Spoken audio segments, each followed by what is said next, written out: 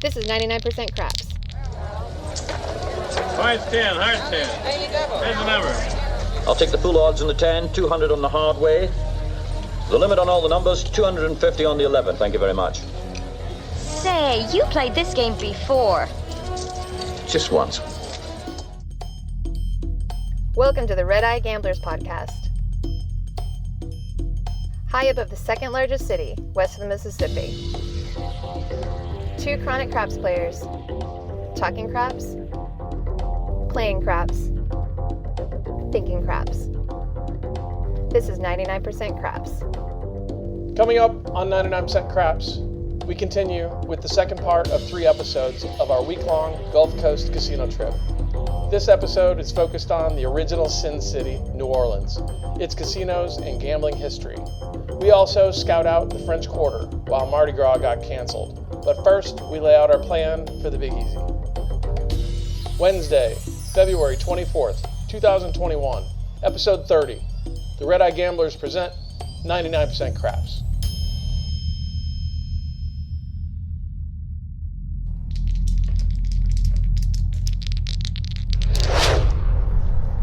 So, anyway, as far as gambling today in New Orleans, I don't know that we're really going to have time. I think we want to explore more of New Orleans in the evening than the casino.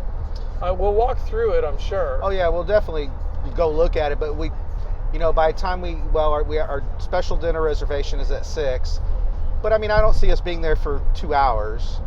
I see us being there for 2 hours. Yeah, not much more than 2 hours. So we'll be done by 8:30. And then we talked about having our nice cigar with some absinthe. Yeah. So when we get back into history, so one of the oldest, the oldest bar is John Lafitte's bar, which I think is dated back to 1790 something. And then I think another old bar is the Absinthe House on Bourbon Street, and that was established in 1804. And we've drank there already. We've already been there, so that's one of our favorites, and we love absinthe in New Orleans. It's 60 proof? Well, it range. I mean, it's not. It ranges a little bit, but it's a higher proof. It's somewhere between 60 to 65, somewhere in there. And so that maybe makes 50 to 70, but usually 50 to 60. So that makes it like over 120 proof. 110, 120, 118. Yeah, so you have 2 of those, and you're feeling very good. Oh, we've had like 5 or 6 of those. Yeah.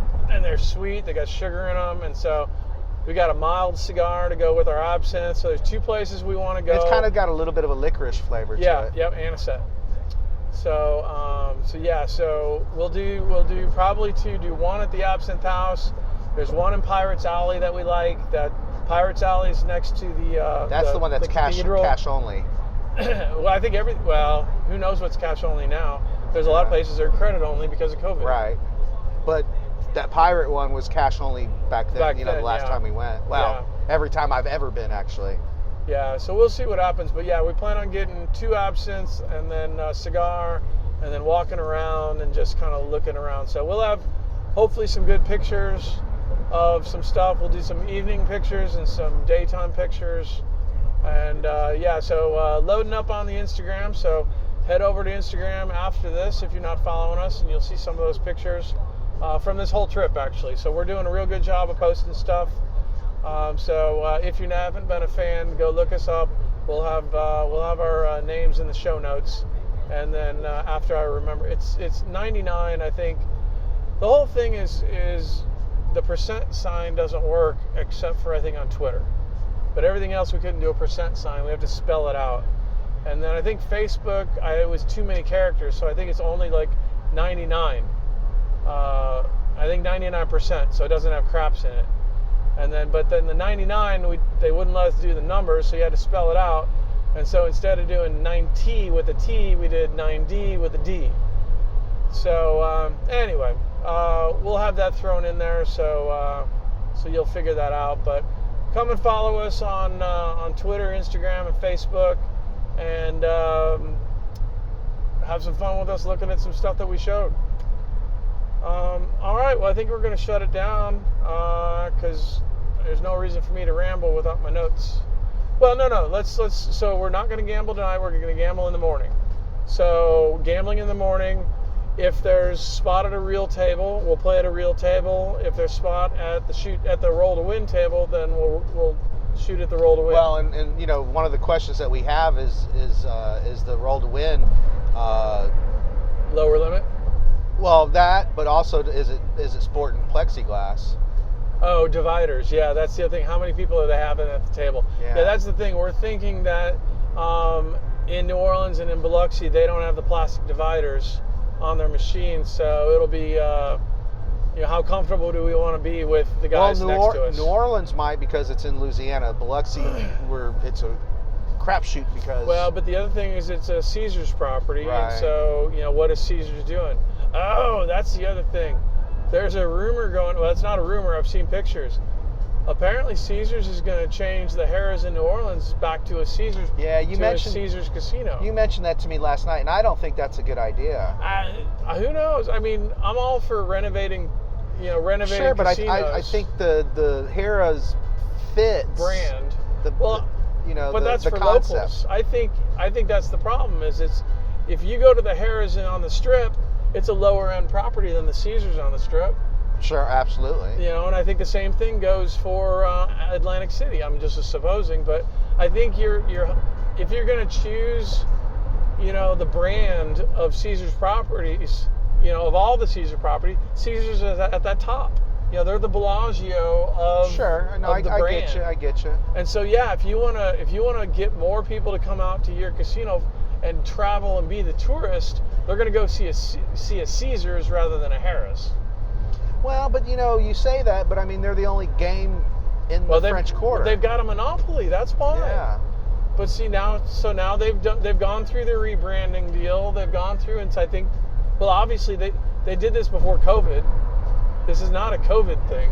Right. You know, I think they said it's a $300 million renovation.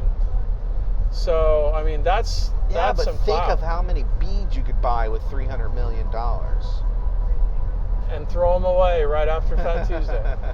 No, I think it's specifically to bring in your bigger whales. Your tourists. No, your whales.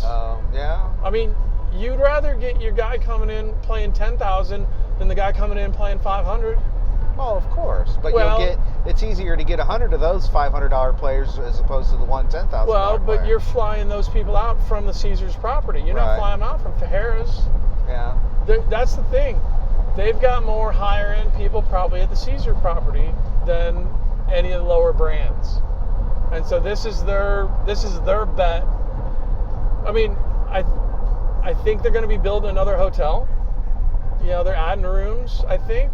That's a part of the renovation, because that was a part of the deal is, you know, they wanted more rooms. And initially when Harrah's got the property in New Orleans, they weren't allowed to have rooms. And that was why they had the monopoly, was they were going to, then everybody had to stay at the other hotels.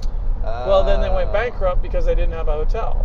So after they went bankrupt and came back, then the state allowed them to build a hotel. Oh, that's But they funny, still don't actually. have food. And so now There's no restaurants in there? We've never eaten there. I want to say Yeah. there was one restaurant, but Well, I don't remember. They had a hot dog place, and I think they did like crawfish. But no, they don't really have a restaurant. And so that was a part of it. They want to add a food court. And so, no, all the restaurants and stuff are off property that they're affiliated with. The Ruth Chris Steakhouse that they talk about, it's adjoining to them. Yeah, okay. You know, so it's a lot of manipulating for their monopoly in New Orleans. So, but we'll get more information on that. We'll be able to talk about that on our way out. So, but yeah, really, really excited. I don't know if you can tell how excited I am to get to New Orleans, but we are going to have a blast. We're going to eat really good food, drink some really good liquor, have a couple cigars, have our beads. Hopefully we'll be able to give some beads away and see some hoo-ha's or some boobies. Whatever. I'll take whatever. What's a hoo-ha again? I forgot. Yeah. Been so long since I've seen one. Right. So, all right, well, cool. We're gonna shut it down and maybe grab some lunch from a COVID-friendly drive-through. All right. It just doesn't sound right. We got to come up with some. I got to figure out that. Well, maybe after we drink tonight, we can come up with something. There you go. So, well, cool. Well, we appreciate you guys listening, and hold on. We'll be back in seconds for you guys, but for us, it'll be after our evening in New Orleans. So, take care. Cheers. Adios. The Red Eye Gamblers present a moment in craps history. Yeah, I guess one of the things I wanted to try to get to was talk a little bit more about history of craps, history of gambling, and something that I'm kind of fascinated. You know, when we dived into this, the game of craps, there wasn't a lot of information about it. As far as where it started, how it started, and who started it. Actually, none of that is really there. And then once you start looking on the internet, you'll start noticing that the same article is published in multiple places, and the same article, I mean, they talk about the history of craps being started, in the time of Egyptians or, the Roman soldiers. Well, they weren't playing craps, they were playing dice. Right. The game of craps didn't start until the 1800s, the late early 1800s. And that's the thing, you can't really pinpoint it down because there is no one person that said, I'm the guy that did this. The only piece of the puzzle that says I'm the guy that did this is John Wynn, and he's the one that came out with the layout of the table that had the don't on it. Yeah, it's kind of like who made the California roll first. I suppose, for those of you that know sushi history. But no, so going through books, history books about gambling, there's a real gap from, basically the 1700s to the 1800s, from when, the most popular dice game that was going on in Europe was called HAZZARD, and it's very, very similar to craps. But it wasn't craps. So any sort of history article you read and says, oh well, there's one that says, the Crusades, the Third Crusade, they were playing craps, on the Knights of the Round Table. I'm like, that's BS. It wasn't craps. They were playing dice. So when you look for the history of craps, it really just isn't out there. So I've had to scour, a bunch of books and and read, and then go through internet searches, and for the most part, the way that I've been able to track it down is you've basically got the French and the Spanish and the English and the Germans and the Italians, who are all gambling in the Renaissance period, from the 1600s, 1700s. There were gambling houses. There were casinos. Now they were run by the kings and queens, but they weren't playing craps. They were playing HAZZARD. HAZZARD was around for 600 years. I think it started around 1100 or 1200 and went into the 1800s, and then it kind of fizzled out. Well, once they started playing craps in America. Then they stopped playing HAZZARD. So when I start tracking it down, I mean, you have to remember, people really weren't, well, the only people that were here were, Native Americans that were in North America. And then the Native American Indians are at least, if not even before 1800 BC, they were in North America. So, if you want to talk about original gamblers in North America, it was definitely the Native Americans. But they didn't have dice. They were doing things with bones and sticks and seeds, and had games, but again, not six-sided dice, and not two of them, and playing craps, or even HAZZARD for that matter. So when we try to look up the history of craps, it takes me back to it basically started in New Orleans, with everybody coming over to the colonies, with everybody coming over to America, in the 1600s and 1700s. That was all the Northeast colonies. But then you had your Puritans, your Quakers. You had all these religious groups, and they were outlawing gambling all the time. So the only gambling that was really going on was lotteries. So again, there were cards and there were dice, but it was all backroom stuff or private games, or in the back of a tavern or in the back of a coffee house.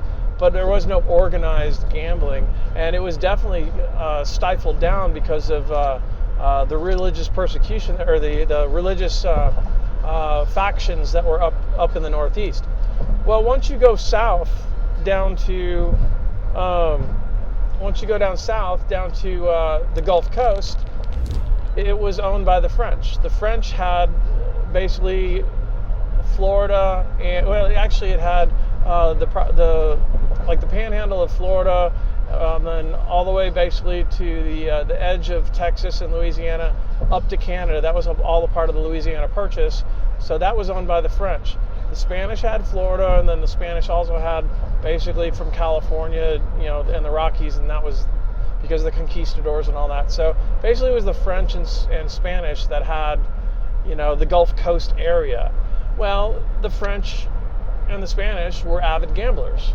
And so, if they came over, they were the elites, they were the rich, they were the ones that were going and had the money to gamble. And so they brought those games with them. And so, they had cards, and then they had dice. And so, but again, there isn't really anything saying, okay, they played Hazard or they played craps. It's they had dice and they were playing games and there was gambling.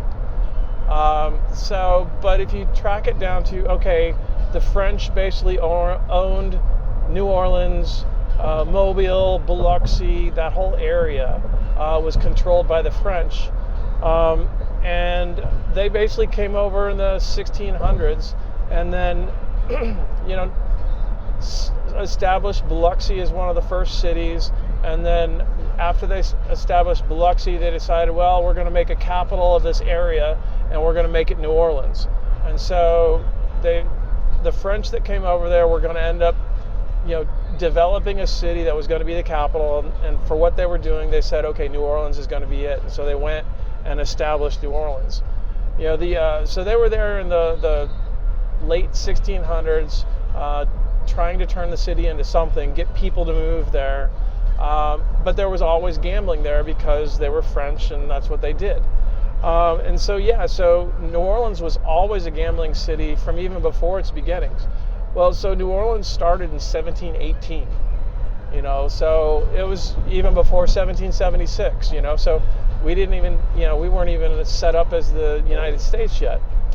And then basically, all the taverns, the coffee houses, and then the grog houses. I guess grog is another type of beverage. And so they all had back rooms, and then you could buy a deck of cards or you could buy dice there, and then you basically could run your game that way. The owners of the establishment wouldn't run the games; they'd just sell the supplies and rent out the tables. And then basically they had back rooms, and you just go in the back room.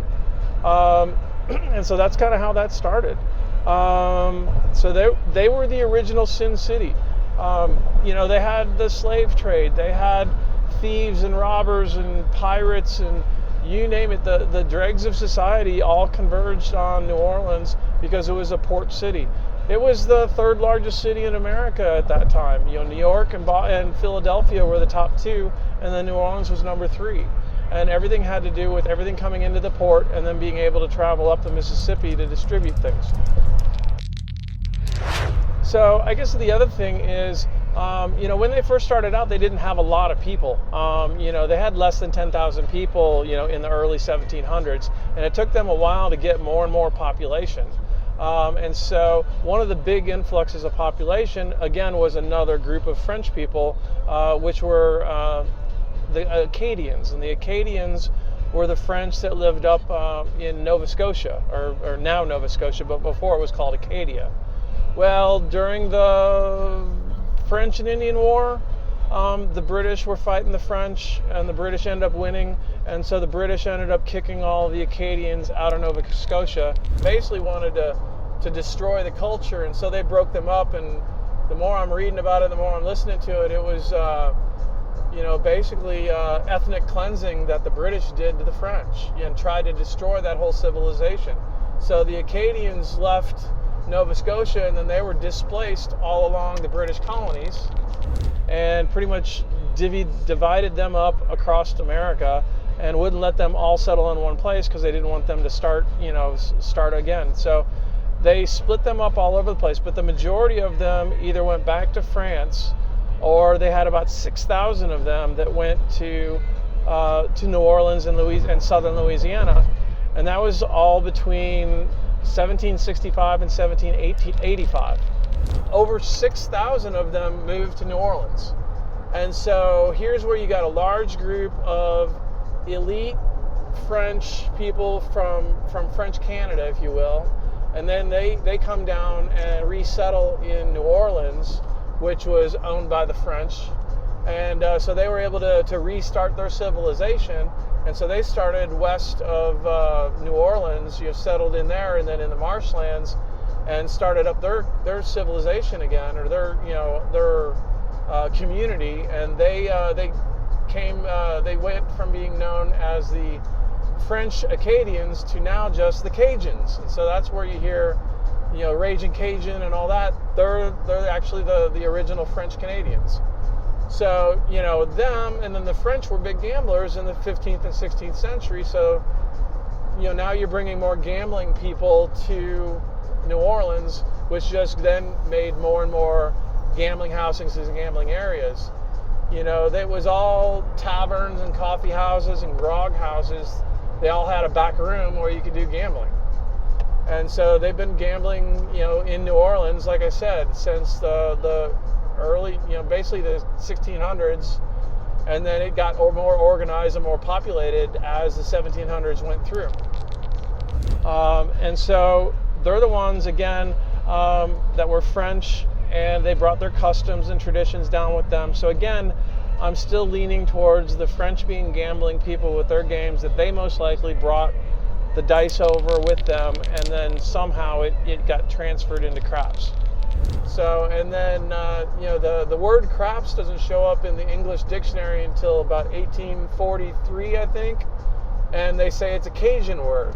And so if it's a Cajun word, then that means the French Canadians, there's your Cajuns again. And so it wasn't really an American word. It was just an American translation. And so I'm still trying to figure out exactly. It's somewhere between 1795 and 1840s that the Americans started calling it craps. New Orleans was basically founded in 1718 by the French. And, we all know about the Louisiana Purchase and all that. Louisiana Purchase didn't happen until 1804.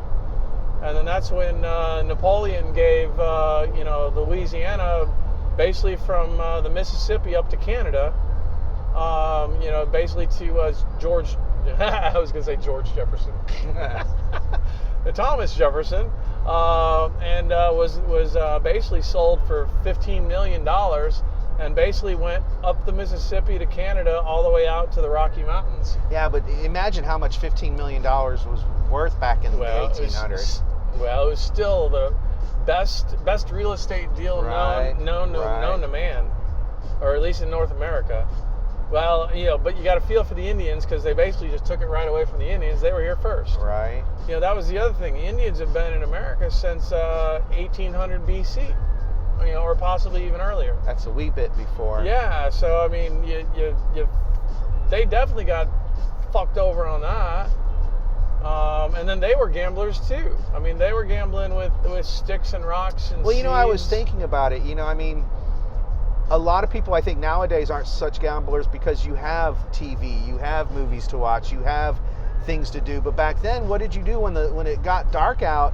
You played by the fire. Yeah. And that was the thing. They had all these celebrations, all these dances, all these festivals. When you had these festivals and people come together, you'd play games. Yeah. And the games they would gamble on. And, either they were athletic games, or they were different types of games. I mean, Chance, yeah. odd and even or heads and tails. That was a huge game.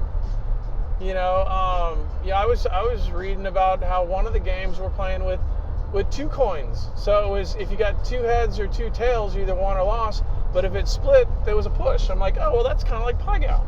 Yeah. You got to win both in order to win, or if you lose both, you lose. I've got 19 in 1806. I mean, that's the thing. Gambling was outlawed everywhere. All over America, they were allowing lotteries and horse races, and then they'd have cockfights and other things like that. But they pretty much outlawed it everywhere because the religious people who were, I say it still goes down to taxes. Well, no, it's the church they'd rather you go to church than waste your time losing money. And then basically you were losing money to cheats and gamblers and murderers and thieves. And so those aren't church-going people anyway. So it was basically, they don't want you to go to hell, they want you to go to church, so don't gamble. And so they outlawed gambling. Had nothing to do with taxes because, to be honest, that's why they set up a lottery. The lottery system was because they couldn't tax. So laws all over the colonies were prohibiting gambling. They actually outlawed gambling in Louisiana as well. However, there was so much gambling going on in New Orleans that there was more gambling than there was police to enforce it. And so they kind of allowed it. And so they actually amended the law and it exempted New Orleans. Between 1830 and 1850, there were over 500 gambling houses in the French Quarter alone. So, I mean, that's just amazing if you think about how small the French Quarter is. But they had 500 gambling establishments. But that was the 1830s. I need to back up and get to the absolute first casino. The first licensed gambling house that had the first 24-hour buffet was in New Orleans, called the Crescent City House. It was owned by John Davis, and they got their license in 1827. And it is still in existence today. It is the Bourbon House Hotel on Orleans and Bourbon Street, I think. John Davis was the owner, and he was a wealthy, educated French immigrant. And so he came over to New Orleans, and he built the Theater New Orleans, or the Theater de Orleans.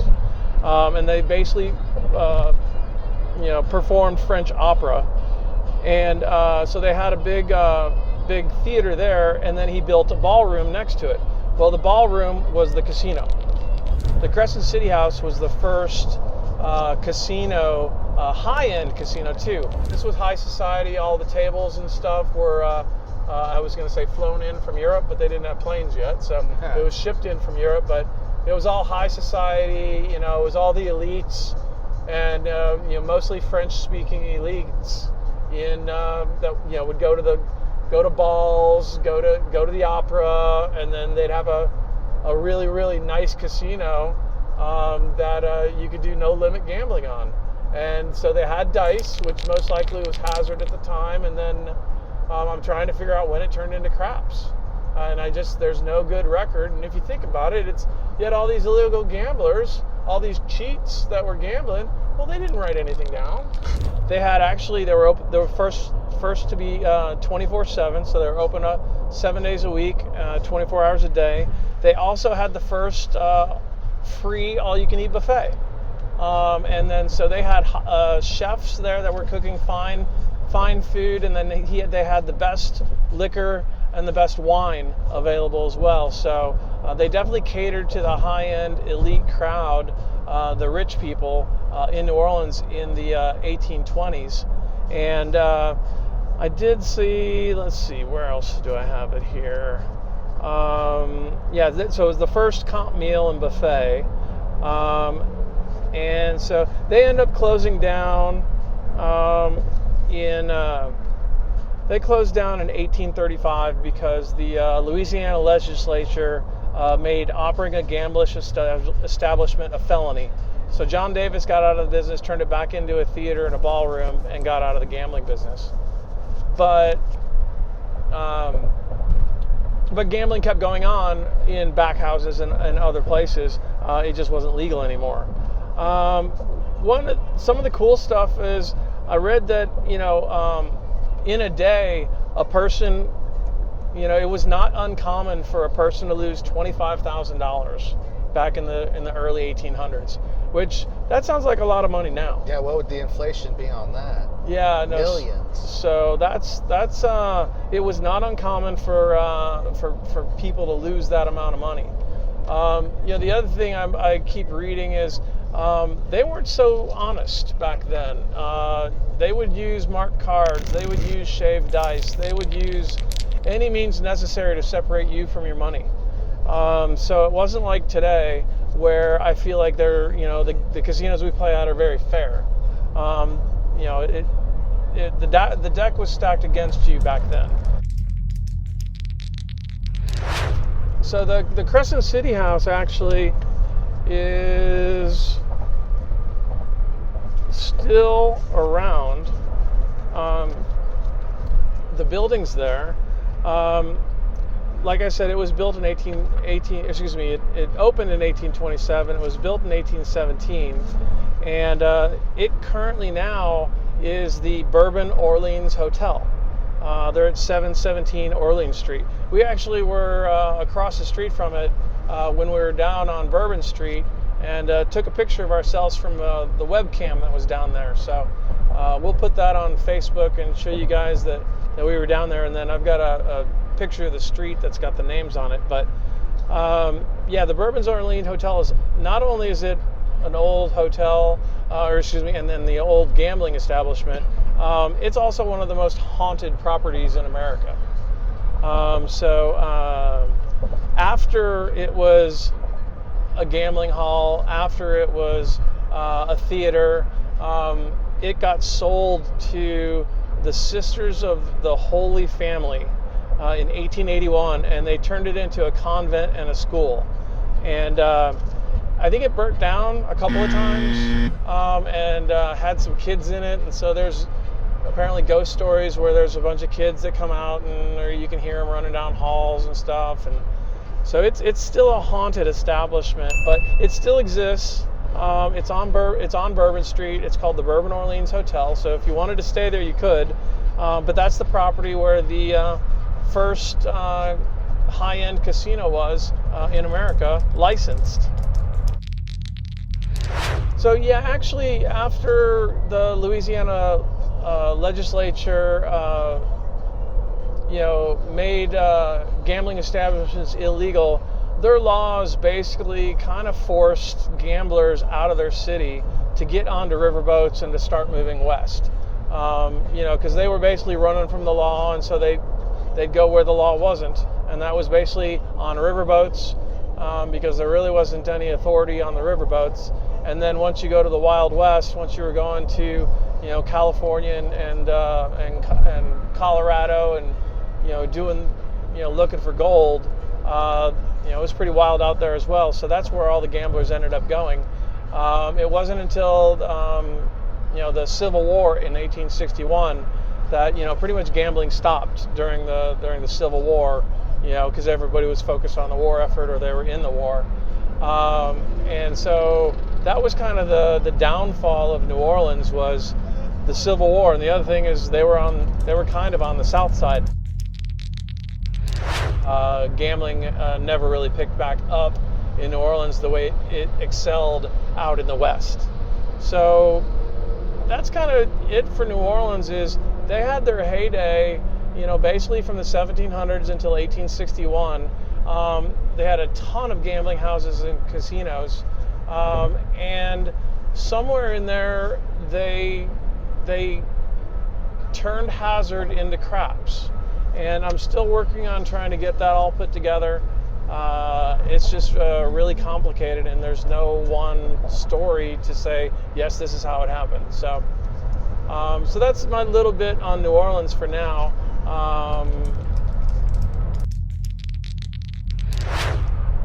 Anyway, that'll be it for this one.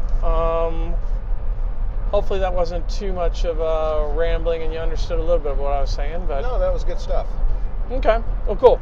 Well, I will try to hone that in and get more on New Orleans. I love New Orleans. There's also another individual, Bernard Marigny. He's also credited for starting craps, but I'll need to give him a little more proper credit, and I need to take more notes. But he was also around. He was born in 17. Shoot. He was born in 1785, and he was actually the youngest or the richest person in America, or the youngest richest person. His father died when he was 15, left him his estate, and then he ended up being the richest person in North America. So by default. Yeah, but imagine being 15 and being the richest person in the 1800s. Right. And apparently, he was a gambler, drunkard, and womanizer at the age of 13. Wow. And he got sent. Well, but what did he die, like at 22? No, he died at 83. No, he lived a ripe old age. Okay. But that's the thing. He was called a womanizer and a drunkard and a gambler at the age of 13 and got sent away to boarding school in London. And then the problem is he didn't go to school when he was in London. He ended up going and playing at all the gambling houses. So anyway, I've got more on Bernard, so we'll do that on another episode. But appreciate you paying attention. Hopefully you learned a little bit, and we'll see about getting you some more. Thanks. Cheers. This has been a moment in craps history.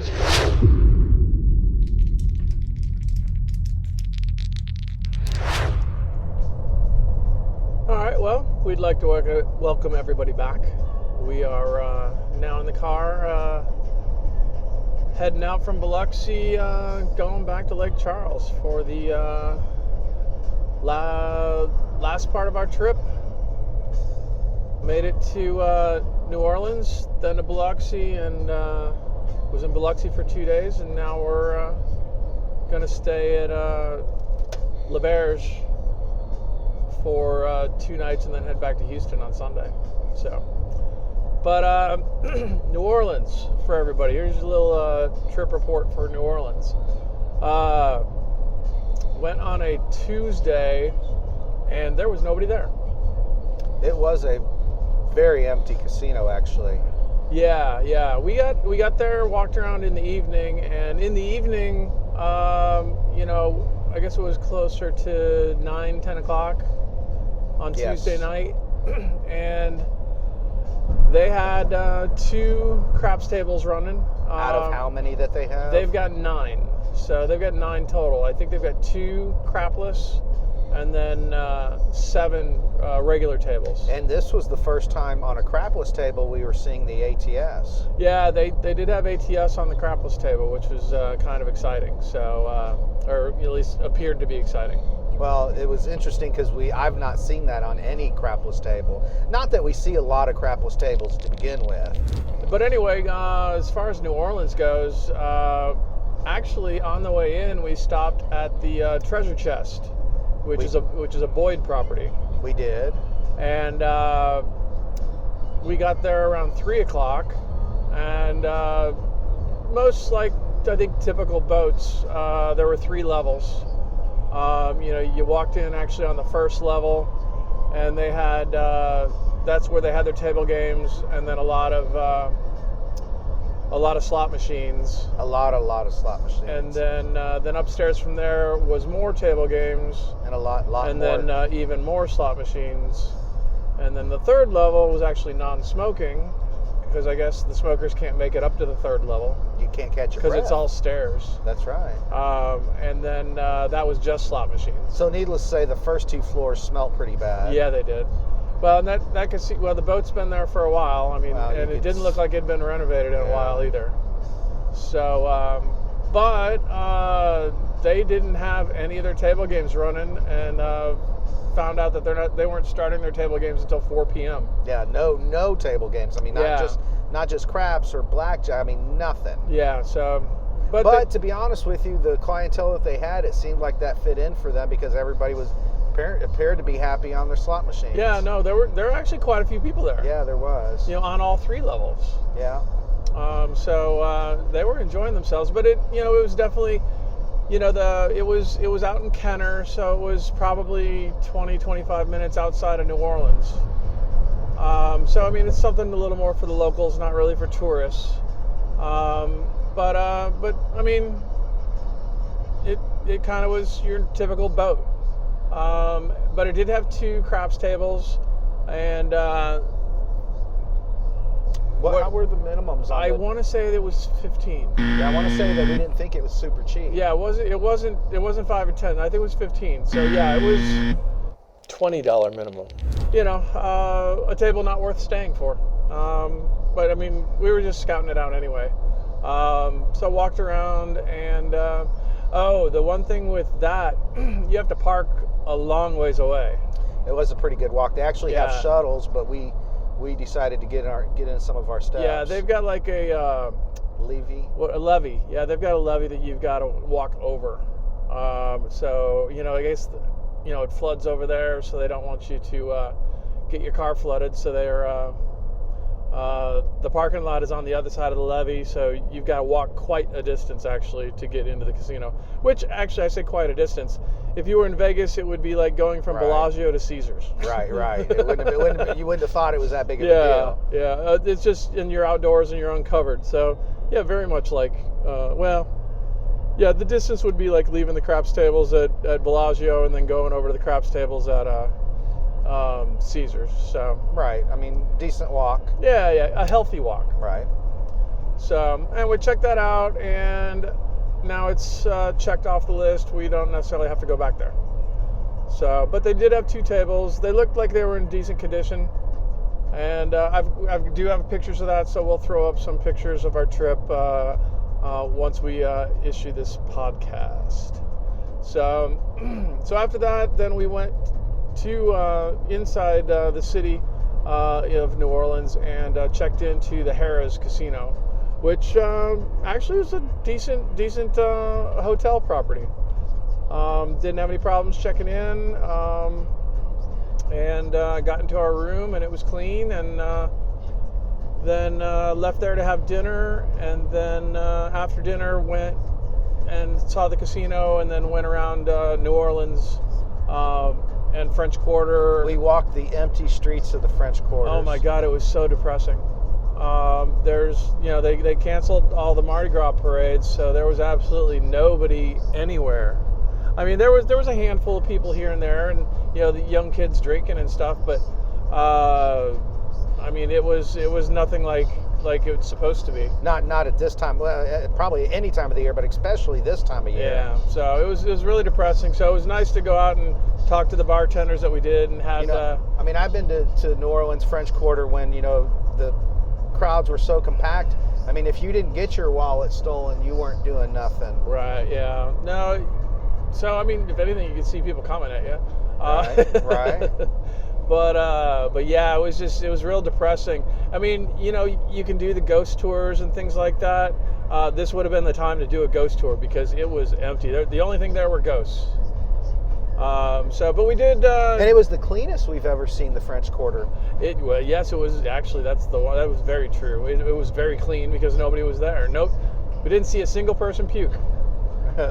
We did see a mother passed out on the sidewalk, though. Well, yeah, we did at 11. That's the other thing. Louisiana still has the 11 o'clock curfew on liquor. So they were not serving liquor in New Orleans after 11. And she was done by then. Well, and that's just, I mean, going to New Orleans, you expect that to be 24/7. Right. So, but well, in Mississippi was a little bit different. They went till 3 a.m. 3. So, but yeah. So we walked around, and we did go inside the casino and take a look. And the HARRAH'S in New Orleans is the monopoly inside New Orleans. The other casinos are out in Kenner, which is like their little suburb. So, but HARRAH'S is the only one inside. Basically 3/4 of a mile from the French Quarter, or not even. But it's a very large casino. Their poker room was working. They've got a big video poker section. They have a ton of table games, and then just too many slots. It was non-smoking inside the casino. They did have smoking areas outside the casino, so that was good for the non-smokers. Made the casino not smell like it's full of smoke. Yeah. So that was good. So like we said, there's 9 real tables there, and then 2 of those 9 are crapless. They only had 2 tables working in the evening when we were there, and they were across from each other, and they were both $25. Yeah, then that's actually why we didn't play on those tables, because they were 25. Yeah, well, they were also crowded. Well, no, that's not true. One was crowded, the other one wasn't. And we knew we were going to Biloxi, where we figured the table minimums would be lower. Yeah. Well, the other thing is they did have a roll-to-win craps table. They did. And that's what the whole point of us going was, to make sure that they did have it, and they did. And that minimum was 15. So again, a higher minimum than our Lake Charles table, and we assumed that going to Biloxi they'd be cheaper too, because it's a little more of a I compare Biloxi to more like downtown Vegas, so it's definitely more blue collar and would have lower limits. So, we were crossing our fingers that they would have lower limits. So yeah, New Orleans limits were higher than Lake Charles and Biloxi for that matter. And we never got onto the roll to win, because it was never when we were there were always people on it, so we didn't get on it. So in the evening it was full, and then we decided to come back in the morning to play. And they told us it was going to open up at 10 a.m. Well, we got there at 8, and it wasn't open. Actually, we got there around 7:30, because we got up at 7. We got up early, and so we went down there, and it wasn't open. Then we asked the floor manager what time it was going to open. He said, we're going to open it at 10 o'clock. Great. So we left and went to Cafe du Monde and got beignets and coffee, and then drove around and take a look at the city. Milk. Tried to go to the cemetery, but that was closed down. I mean, usually that's always open, but I guess COVID, that wasn't open. So, but did a little driving around, and then made it back to the casino at 10. Actually 10:15. Yeah, I was going to say it was a little after 10. And the table still wasn't open. Then talked to another floor manager. They're not opening until noon. We're not going to wait 2 more hours for them to tell us they're not going to open again until 2. So we just decided to pack it up and go to Biloxi. But yeah, the 2 tables that were open, the real tables, were $25 minimum. And they did have the ATS. And they do have different size tables. We can definitely confirm different size tables. Yeah, they had a couple that were bigger than the normal ones. I want to say they've got 12 footers and 14 footers. Yeah. So, but they only had 2 running, and those were both the same size. Yes. So, but those were both 25, and then the other tables that we looked at, they were sitting at 50. Yes. They were not going to go down; they were going to go up. So, and I think that's what probably happens on the weekends, or in the evenings, is the other tables they open up are higher limits. So, anyway, we did our scouting for New Orleans, and they do have a roll-to-win table. They are doing 50% seating. They do have plexiglass around the spots, and so 5 around the table, and it was a $15 minimum. So anybody that's interested in that, more power to you, but beware that it might not be open in the mornings if you're going on a weekday. I mean, that's really what happened. Is we wanted to go when there was nobody there, and there was nobody there.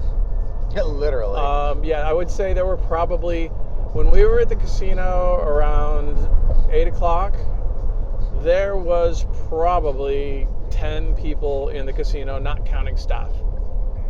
I mean, obviously there was plenty of staff, but I mean, they only had, 1 or 2 blackjack tables. They had, 1 roulette table going. They only had 1 section going. They didn't have different sections. It's big enough. It's got a ton of sections. It's got a Pai Gow and a Baccarat area that wasn't open. But anyway, I mean, they shut down the city. What are you going to do? So, but they are open. They will want your business, and we like the Harrah's property. It's nice, but I think it's got higher limits. If you're looking for low limits, that's not the place to go. Coming up on our next episode, we finish up with part 3 of 3 of our week-long trip to the Gulf Coast casinos. Post-trip reports from Biloxi's many casinos, and ending back at Lake Charles for the Chinese New Year.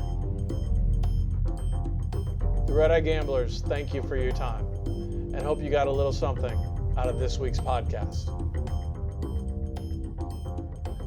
Here's to rolling 7s on the come out, and may your 6s and 8s always be hard. Cheers.